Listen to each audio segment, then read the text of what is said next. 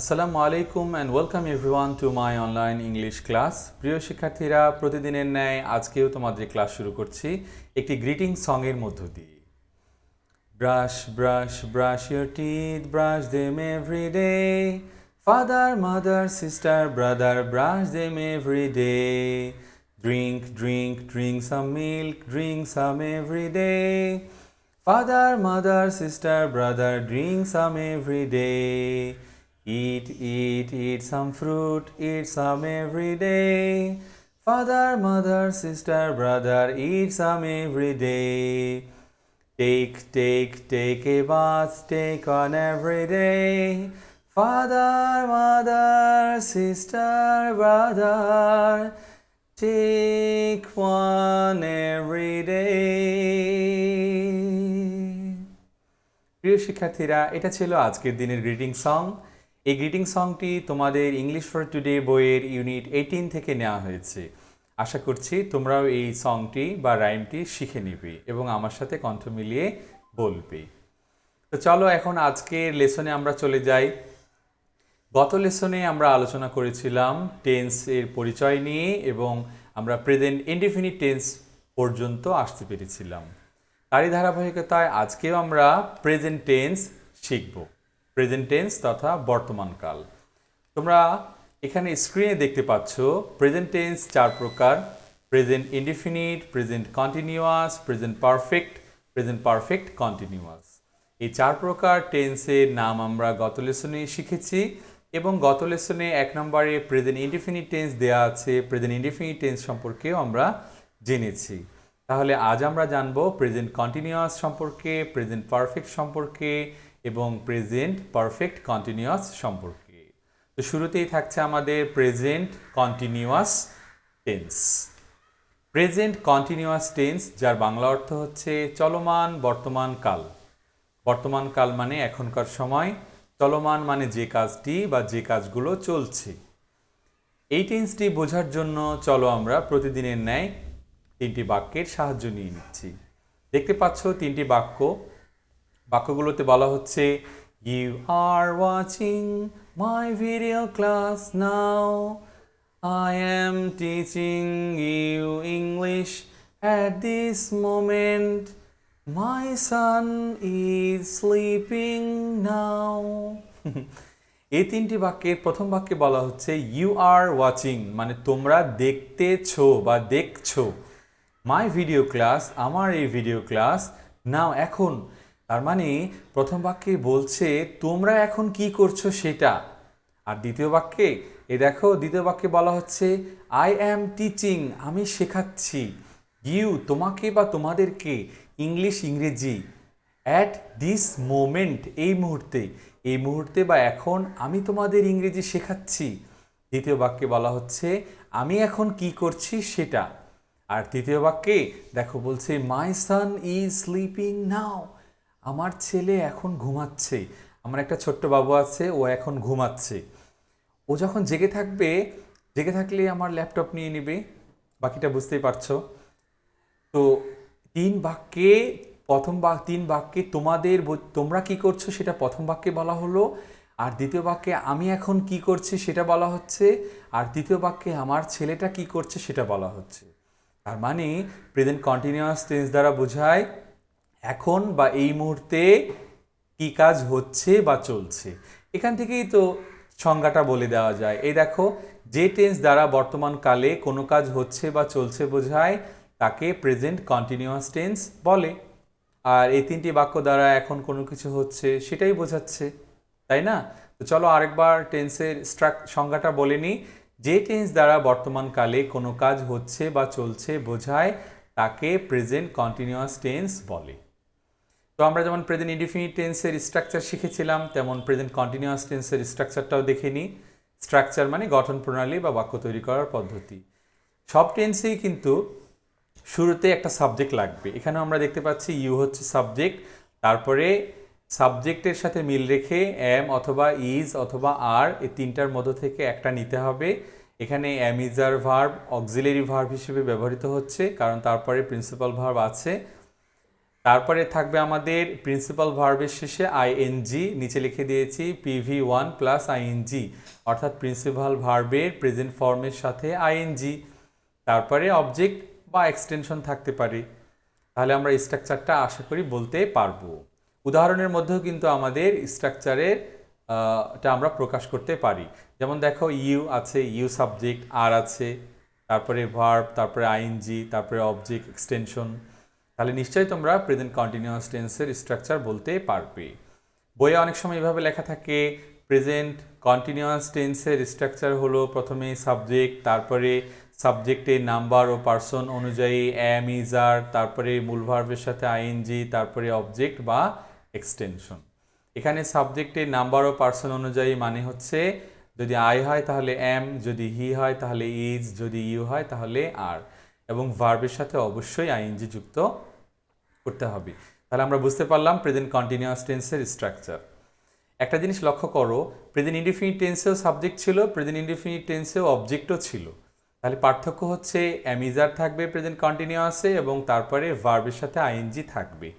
Continuous tense হলে কিন্তু এই দুটো লাগবেই, এম অথবা ইজ অথবা আর লাগবে, তারপরে ভার্ব থাকবে, সে ভার্বের সাথে আইএনজি থাকতে হবে। তো চলো দেখি আমরা প্রেজেন্ট কন্টিনিউয়াস টেন্স চিনতে পারি কিনা। এবারে তোমাদের আমি কয়েকটা বাক্য দেখাবো, এগুলোর মধ্যে সবগুলো প্রেজেন্ট কন্টিনিউয়াস টেন্স নয়, চিনতে হবে। হ্যাঁ, identifying present continuous tense, present continuous tense আমরা এখন চেনার চেষ্টা করব। এই 5টি বাক্যের মধ্যে দেখো, প্রথম বাক্যে বলা হচ্ছে Tamim is a very good cricketer. Tamim একজন খুব ভালো ক্রিকেটার বা খুব ভালো ক্রিকেট খেলোয়াড়, তাই না? এই বাক্যটা কি প্রেজেন্ট কন্টিনিউয়াস? এটা প্রেজেন্ট কন্টিনিউয়াস নয়। সাবজেক্ট আছে, ইজ আছে, কিন্তু ভার্বের সাথে আইএনজি নেই। তাহলে এটা কোন টেন্স? এটা প্রেজেন্ট ইনডিফিনিট টেন্স, কারণ আমরা আগের দিনই শিখেছি শুধু অ্যামিজার থাকলে প্রেজেন্ট ইনডিফিনিট হয়। পরের বাক্য দেখি, পরের বাক্যে বলা হচ্ছে তামিম লাইকস, তামিম পছন্দ করে, প্লেয়িং ক্রিকেট, ক্রিকেট খেলা, মোস্ট খুব বেশি। তামিম যেহেতু খুব ভালো ক্রিকেটার, সে তো ক্রিকেট খেলা খুব বেশি পছন্দ করবেই, তাই না বলো? হ্যাঁ, এটা কি কন্টিনিউয়াস? এখানে তো ভার্বের সাথে আইএনজি আছে। এটাও কন্টিনিউয়াস নয়। এখানে ভার্বের সাথে আইএনজি থাকলে কি হবে? এর আগে তো অ্যামিজার নেই, তাই না? আছে কি? দেখো লাইকস আছে, এমও নাই, ইজও নাই, আরও নাই, তাই না? তাহলে এটা কোন টেন্স হবে? এই টেন্স বলার সময় প্লেইং দেখে টেন্স বলা যাবে না, এই টেন্স বলতে হবে লাইকস দেখে। ঠিক আছে? তাহলে লাইকস আমরা দেখেছি, লাইক হচ্ছে প্রেজেন্ট ভার্ব, তার সাথে এস আছে, তাহলে প্রেজেন্ট ইনডিফিনিট টেন্স। ওকে, এবার 3 নম্বর বাক্য দেখো। 3 নম্বর বাক্যটা দেখতে কিন্তু একদম প্রেজেন্ট কন্টিনিউয়াস টেন্স, স্ট্রাকচারও মিলে যাচ্ছে, কিন্তু এটা আসলে প্রেজেন্ট কন্টিনিউয়াস টেন্স নয়। কেন জানতে চাও?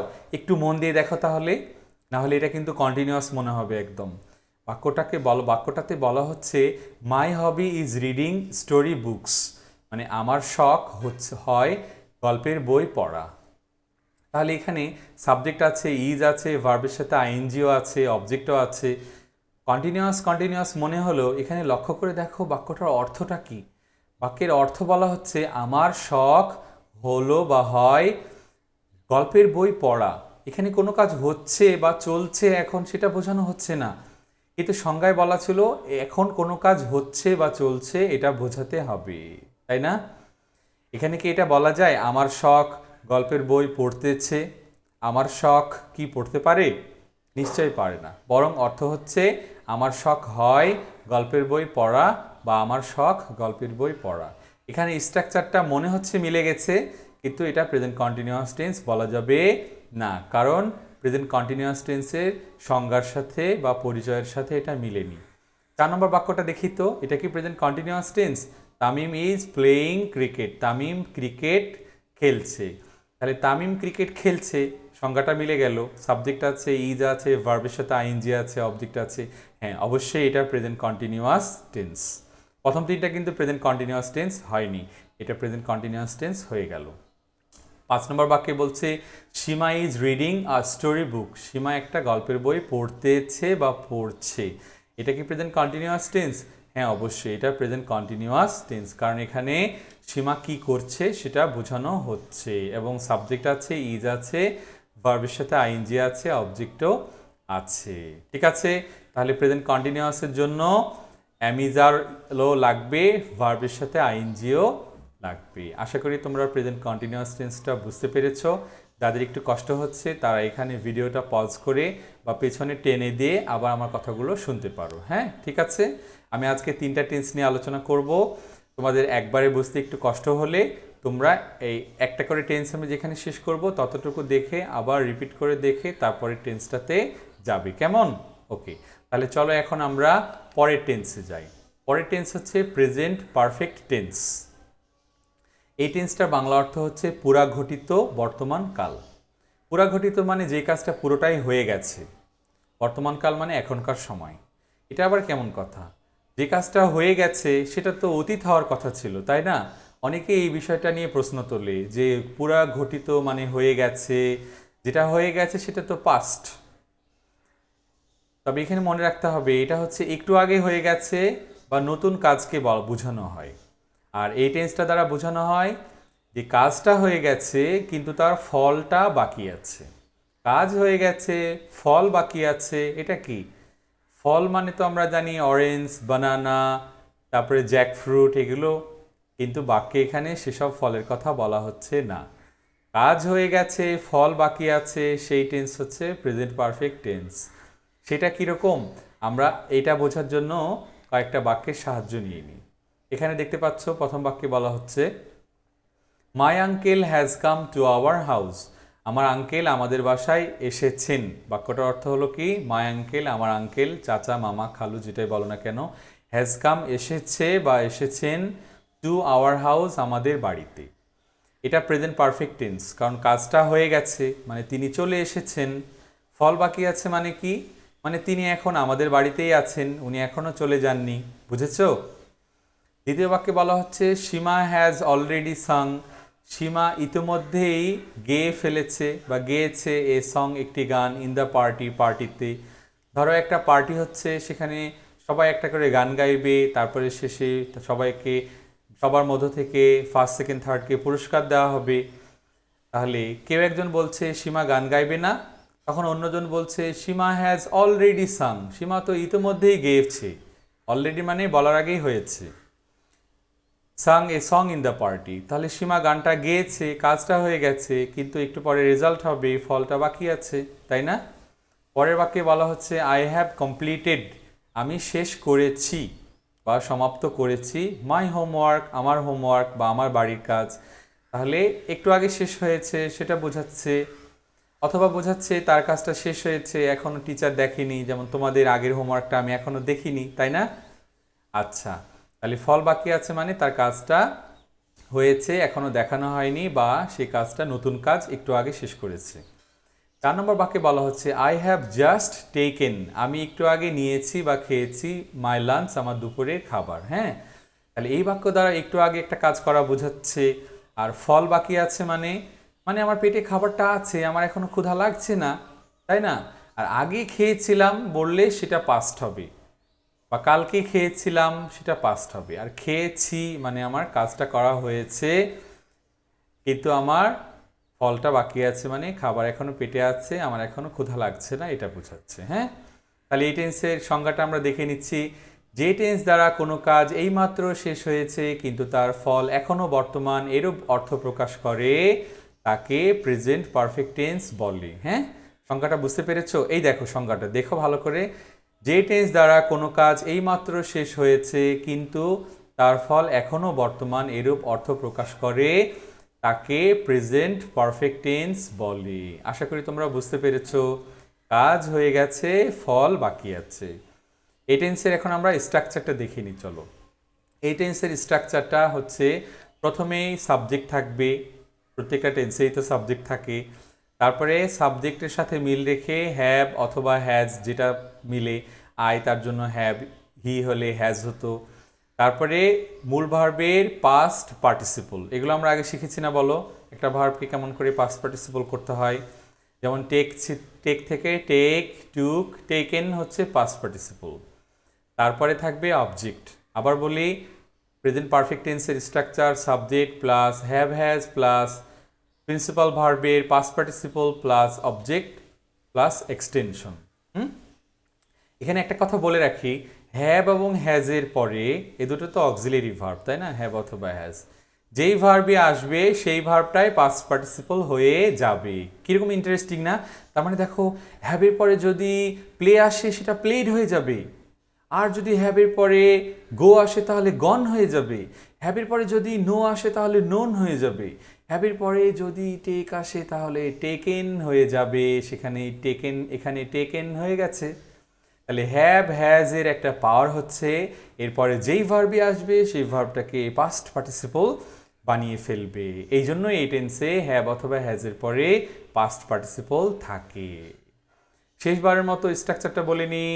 Subject plus have has plus মূল ভার্বের past participle plus object plus extension.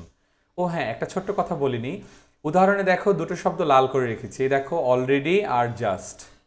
Already মানে ইতিমধ্যেই, বলার আগেই, আর জাস্ট মানে একটু আগে। হ্যাঁ, এই দুটো শব্দ এই টেন্সে ব্যবহৃত হতে পারে, তবে যেহেতু সবসময় আসবে না তার জন্য নিচে স্ট্রাকচারে আমি সেটা বলিনি, ঠিক আছে? তবে এই প্রেজেন্ট পারফেক্ট টেন্সে অলরেডি, জাস্ট এবং এদের মতো আরও কয়েকটা শব্দ ব্যবহৃত হতে পারে, ঠিক আছে? চলো তাহলে আমরা এখন প্রেজেন্ট পারফেক্ট টেন্সটা একটু চিনতে পারছি কিনা দেখে নিই, ঠিক আছে? এখানে 4টা বাক্য দেওয়া আছে। বাক্যের মধ্যে প্রথমেই বলা হচ্ছে I have a nice colour box. আমার একটা সুন্দর কালার বক্স আছে বা রঙের বক্স আছে। এটা কি প্রেজেন্ট পারফেক্ট টেন্স? টেস্ট করে দেখি। প্রথমে সাবজেক্ট, তারপরে হ্যাভ আছে। না, এটা প্রেজেন্ট পারফেক্ট টেন্স না, কারণ এরপরে তো কোনো পাস্ট পার্টিসিপল ভার্ব নেই। ভার্বই নেই, পাস্ট পার্টিসিপল কোথায় পাবো, তাই না বলো? তাহলে এটা প্রেজেন্ট পারফেক্ট টেন্স নয়। তাহলে এটা কোন টেন্স? আমরা জানি শুধু এম ইজ আর বা হ্যাভ হ্যাজ থাকলে প্রেজেন্ট ইনডিফিনিট হয়, তাহলে এটা প্রেজেন্ট ইনডিফিনিট টেন্স। পরেরটা দেখি, he has lots of pencils. তার আছে অনেকগুলো পেন্সিল। এটা কি প্রেজেন্ট পারফেক্ট টেন্স? কখনোই না। কেন? সাবজেক্ট আছে, হ্যাজ আছে, কিন্তু এরপরে কোনো পাস্ট পার্টিসিপল ভার্ব নেই, এটাও হলো না। পরেরটা দেখি, I have done the work. আমি কাজটি করেছি। এটা কি প্রেজেন্ট পারফেক্ট? তোমরা বলো তো। ঠিক বলেছো, এটা প্রেজেন্ট পারফেক্ট। দেখো, সাবজেক্ট আছে, হ্যাভও আছে, তারপরে ডান। ডান হচ্ছে ডু, ডিড ডান। ডান হচ্ছে ডু ভার্বের পাস্ট পার্টিসিপল। তারপরে অবজেক্ট আছে, হ্যাঁ, এটা প্রেজেন্ট পারফেক্ট টেন্স। এটার অর্থ হলো আমি কাজটি করেছি, মানে আমার করা হয়েছে। 4 নম্বর বাক্য, she has drawn a picture. সে একটি ছবি এঁকেছে। এটা কি প্রেজেন্ট পারফেক্ট? হ্যাঁ, অবশ্যই এটা প্রেজেন্ট পারফেক্ট। সাবজেক্ট আছে, হ্যাজ আছে, ড্র, ডিউ, ড্রন। ড্রন তো হচ্ছে পাস্ট পার্টিসিপল ড্র ভার্বের, তাই না? এটাও প্রেজেন্ট পারফেক্ট। তাহলে আমরা প্রেজেন্ট পারফেক্ট টেন্স চিনতে পারলাম। এবার আমাদের হচ্ছে প্রেজেন্ট পারফেক্ট কন্টিনিউয়াস টেন্স, অর্থাৎ বাংলায় করলে হবে পুরাঘটিত চলমান বর্তমান কাল। এবার একটু কেমন টেনশন হয়ে গেল দেখো। আমরা একটু আগে শিখলাম কন্টিনিউয়াস টেন্স মানে যে কাজটা চলছে বা হচ্ছে, তারপরে শিখলাম পারফেক্ট মানে যে কাজটা শেষ হয়ে গেছে। এই টেন্স আবার দুটোই একসাথে বলছে, শেষ হয়ে গেছে, চলতেছে।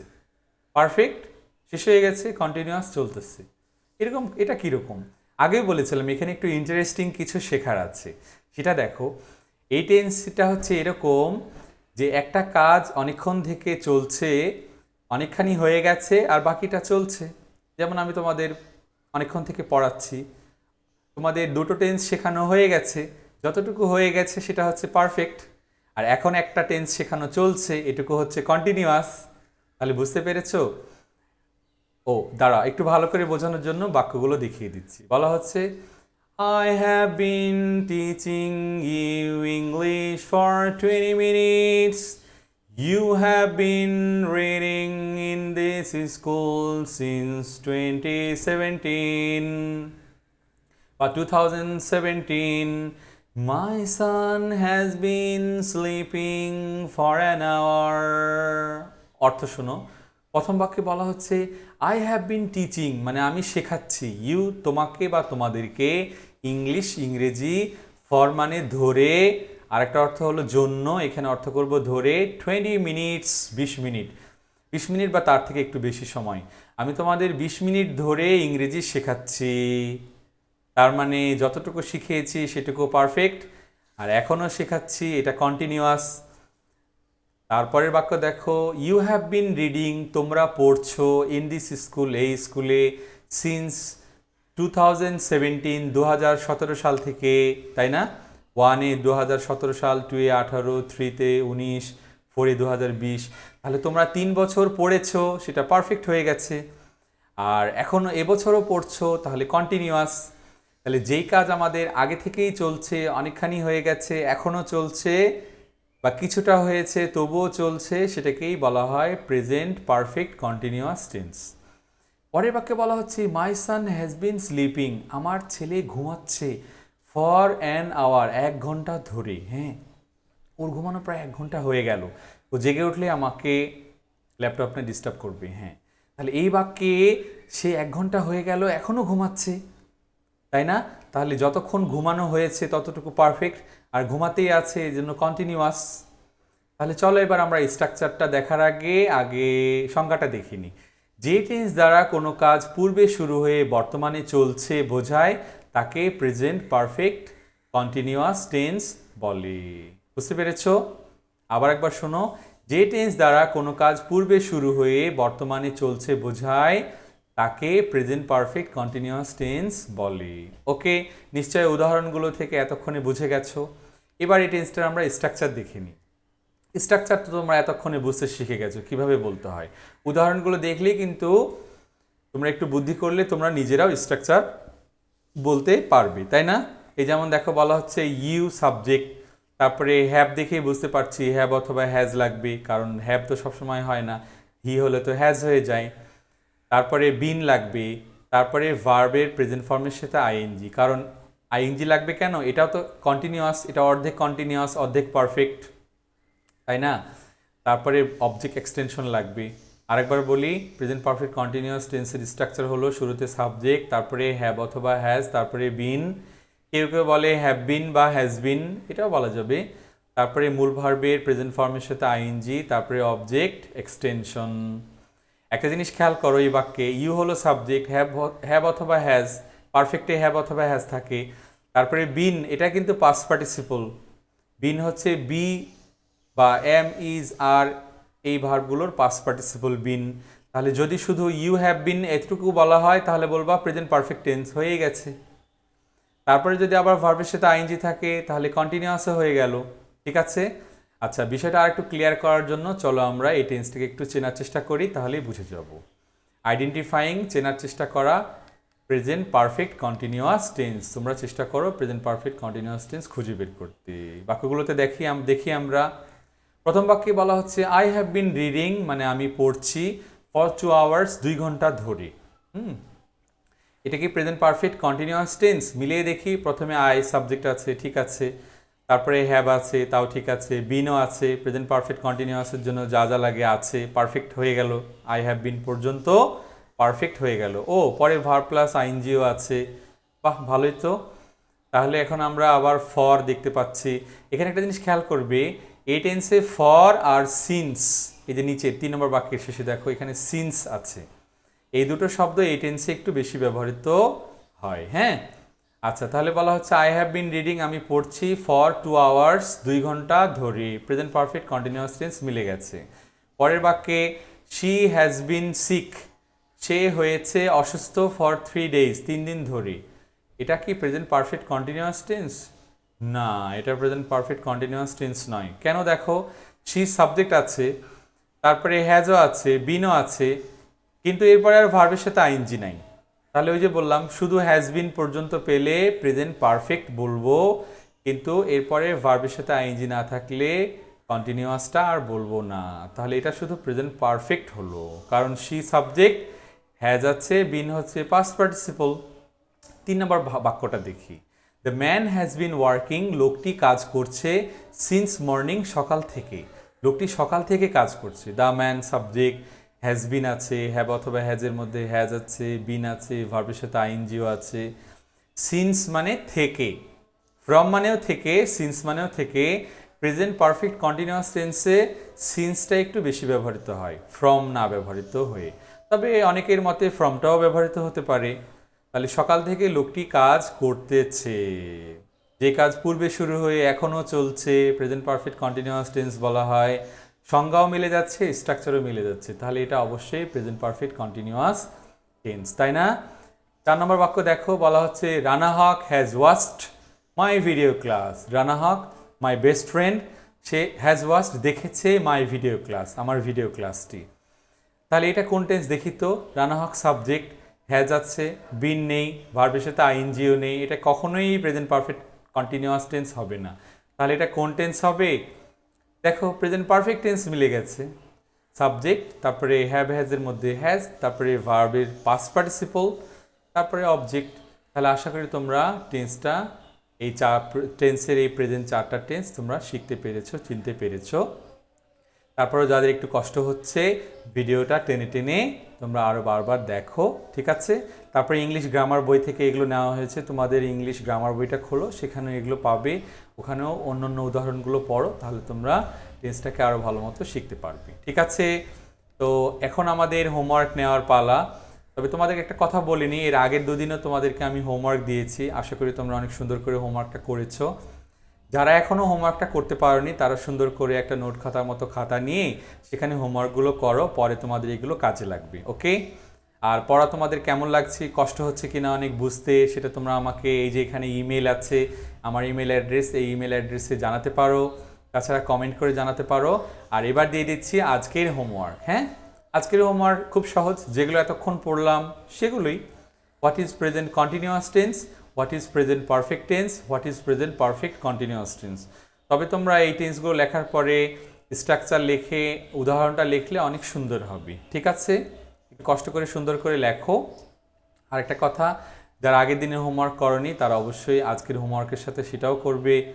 একটু পড়া বেশি হয়ে যাচ্ছে, যেহেতু প্রতিদিন ক্লাস নিতে পারছি না, তার জন্য একটু বেশি পড়া দেওয়া থাকলো। আশা করি তোমরা অনেক সুন্দর করে পড়বে, পারবে তো, তাই না? এতগুলো পড়া নিয়ে কি তোমাদের কষ্ট হচ্ছে? হ্যাঁ, ভালো লাগছে? আর তোমাদের একটু কষ্ট হচ্ছে? অনেক বেশি পড়ার জন্য কান্না পাচ্ছে? হ্যাঁ না, কেঁদো না, পড়তে বসো, খোকন সোনামণি, শিখে শিখে বড় হওয়ার সময় তো এখনই। না, কেঁদো না, পড়তে বসো, খুকি সোনামণি, শিখে শিখে বড় হওয়ার সময় তো এখনই।